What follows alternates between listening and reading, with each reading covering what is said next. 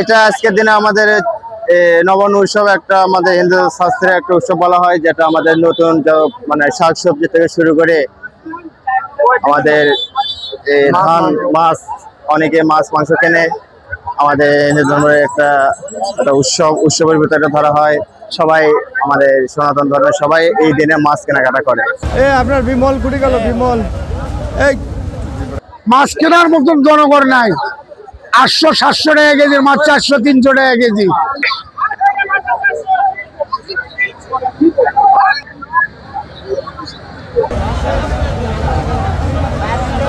3 লাখ টাকা পার আছে, এখন আর অল্প কিছু মাছ আছে, বেচা কেনা শেষ হয়ে যাবে। বড় মাছ থেকে গেলে সমস্যা, 10-5 টাকা লাভ কম দিয়ে মাছটা ভাবা দাম বিক্রি করা হচ্ছে।